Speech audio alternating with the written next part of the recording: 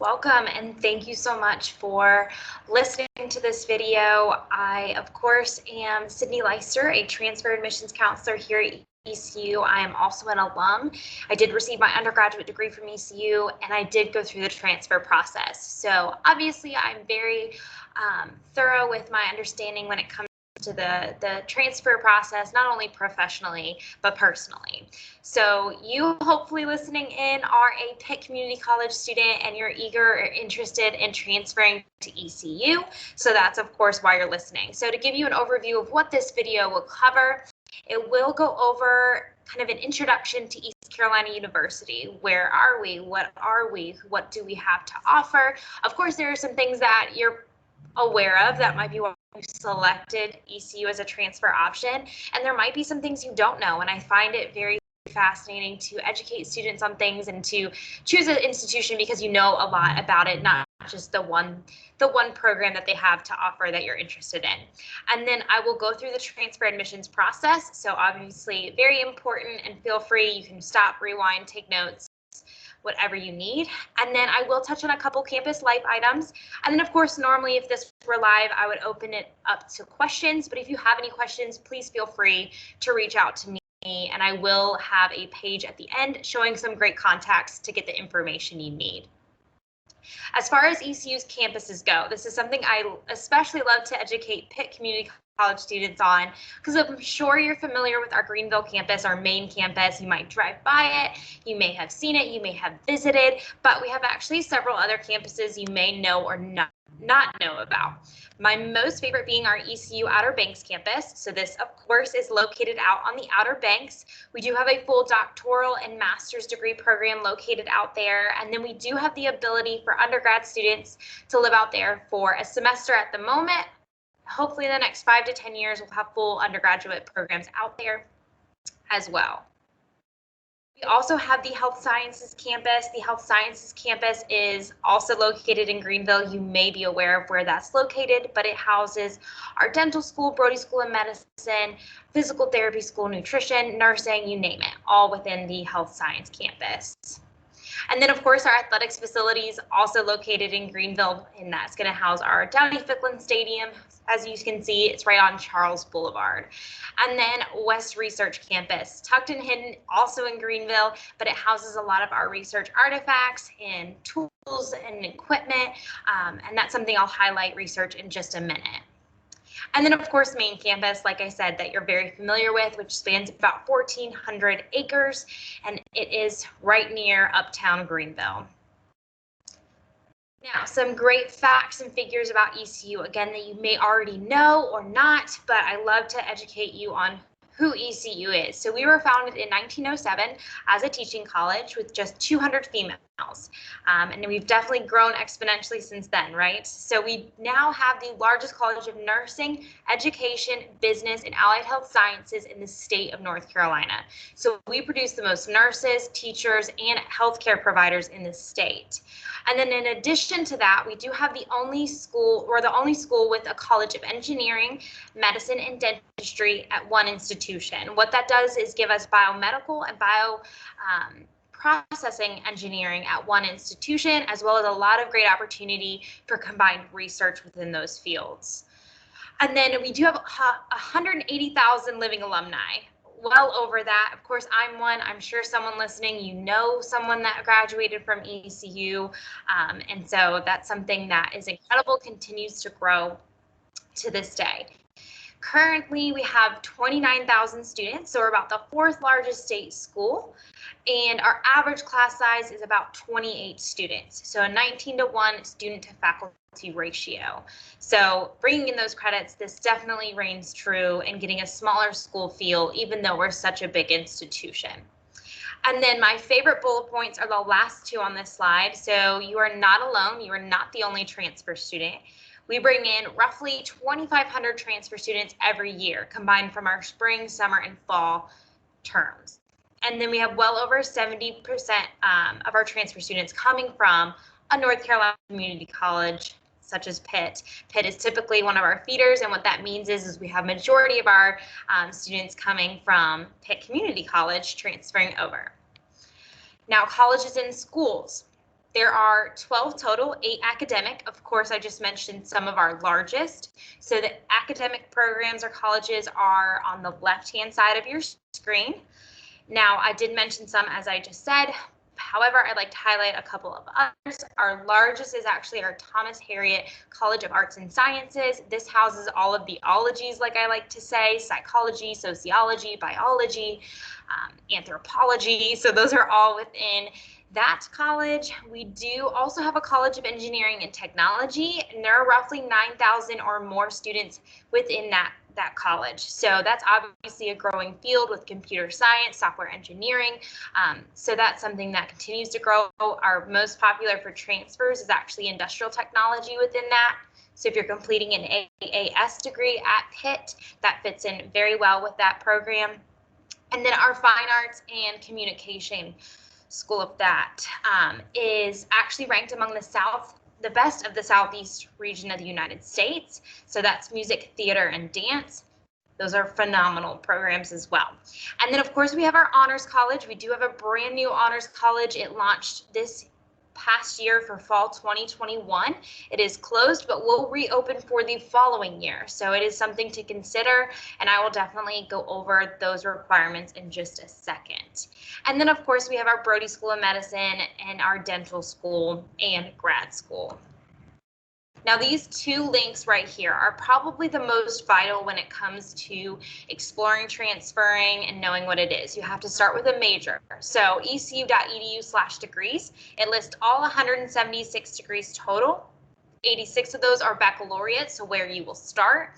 You can explore any of those, and you can see what's different about getting that degree at ECU. It'll link you to their department page. You can see what the degree plan looks like, what classes you have to take, are there internship hours, what kind of jobs can you get, and you can dig deeper and see how much money you can make. Now, if you're listening and you know you need to be an online student, I highly recommend you check that ecu.edu/online page and make sure that the program you're interested in is online. Now, everything is not always online. I know during the current times, things are all online at the moment, but we should go back to normal within the next year or so.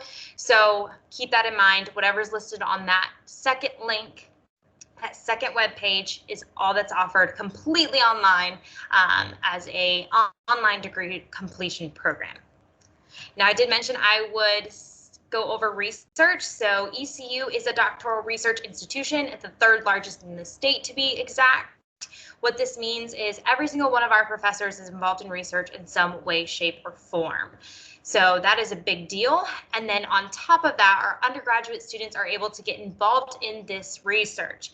Outside of the requirements of maybe in the classroom, about 30 to 40% of our undergraduate students get involved in this research, which is incredible. That's going to look great for a resume. That's great hands-on learning. So that's something to take advantage of that not all schools offer. And of course, if you're looking at a pre-professional program, this will obviously boost your competitiveness within those. Now, study abroad. This is something that is a huge part of ECU, obviously having over 200 study abroad programs every year, normally, of course, but even during the current circumstances, we are still continuing to do global diversity classrooms. So what that is you'd be sitting in your home or on campus and be taking a class with students in different countries. You'd be able to interact with them, do projects, write papers. You're able to get that cultural experience, obviously not quite as invasive, I guess, but you would still be able to get that experience without leaving the country. And now my most favorite thing. So you obviously want to come to ECU, but you do not want to stay here forever. You want to complete your degree in 4 years, and then you want to continue on to a career that you love and enjoy. So scrolling on the screen is not an exhaustive list by any means, but a list of companies that we have great relationships with, that we have current students working for, internship opportunities with, co-ops with. They come to our largest career fairs in the state of North Carolina. And of course, our career center, there will be a career counselor assigned to each college or school, and you will have access to that counselor as well as all of our career center resources. That career center is actually located on 5th Street. And so that's just something that I always highlight. Transfer students should definitely not miss out on that. and start that as soon as you step foot on campus. Some other great services and resources, of course, academic advising. So you will receive that. We do have pre-professional advising as well. So if you're interested in physical therapy, pre-law, pre-vet, pre-dental, pre-PT, pre-pharmacy, pre-med, we have a professional academic advising team specifically for those students. So that's a huge perk about coming to ECU. And then, of course, our Pirate Academic Success Center. It is one of a kind in the state of North Carolina, and you will have unlimited access to this. So it's included in your tuition. You'll never pay extra. You do not have to lock in for a certain amount of time. You do not have to be failing a course. You do not have to be referred by a professor. It is there for you to access when you need it for over 200 classes. So it might be for the student that's struggling in a class, but it also might be for the student that just really wants to get an A in anatomy. So it is one of my favorite places on campus. They just expanded the space, expanded the resources virtually, and it is an absolute success. Now, the transfer admissions process, probably the most important portion of this presentation, and I will go through this, but of course, like I said, feel free to reach out with questions if you need that. So we are rolling admissions. What this means is as soon as I receive everything I need to complete your application, I get you a decision in about 2 to 4 weeks, and it continues to roll like that. So there's no early action, early decision, or anything like that. So the 2022 applications will open August 1st, so that will be obviously spring 2022, summer 2022, and fall 2022, and those deadlines will all be about the same. So the deadlines, though, are currently for summer 2021 and fall 2021. Those are still both open as of now when I'm doing this presentation, so you still have time to apply. What do I need? I need your online application, fee or fee waiver, all official college transcripts from any institution you have attended. So if you've gone somewhere besides Pitt, we'll need those as well. And then just make sure your current courses you're taking are listed on your transcript. If not, go ahead and send those to us in just a screenshot format. Now, the minimum criteria to transfer is going to be 24 transferable credit hours, English 111 at Pitt, and a minimum 2.0 cumulative GPA. Now, if you're not sure which of your credits transfer, I'm always more than happy to do an unofficial credit evaluation. I'll show you an email at the end to send those to. And then, of course, once you're admitted, you're actually able to get an official credit evaluation within about 2 weeks. Now, some great transfer resources. So if you are in an ACA class, they might have you do some sort of project that you need to learn a little bit more about the transfer process about ECU. So I would highly recommend while you're watching this, pull up our transfer page. It's transfer.ecu.edu. It is going to have just about anything you need. It's going to have. So it will go through how to apply. So the link, where to apply, go through kind of that process, the deadlines I gave you.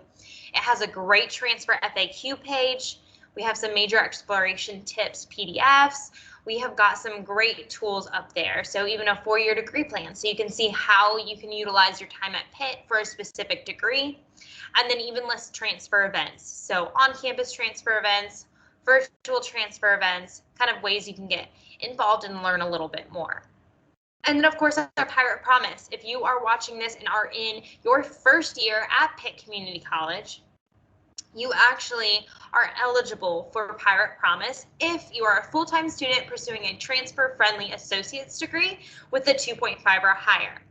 If you apply to this program and are eligible, you will gain access to things on campus. You will gain access to advising. You'll get to apply for free once you complete your associate's degree. And so it's a great way to get connected and involved before transferring. So that is a really great option. We call that our co-admission agreement here at ECU. Now, financial aid and scholarships. Scholarships are closed for these upcoming terms, but will reopen this coming November and close every year January 15th. That is a very hard deadline. So January 15th each year. So if you're interested in applying for next fall 2022, keep that in mind. The sooner, the better. You must be admitted to be eligible for scholarships, and you must be admitted for us to review your financial aid. Financial aid opens every single year, October 1st. The sooner you fill that out, the better. And of course, the sooner you apply. It is first come, first serve, and we begin reviewing these every single year, February 14th. Now I'll go ahead and transition into some campus life items before I close out this presentation. So on ECU's campus, we have 30 locations dining-wise. So that does include 2 dining halls and then some really big names like Chili's, Chick-fil-A, Subway, just to name a few.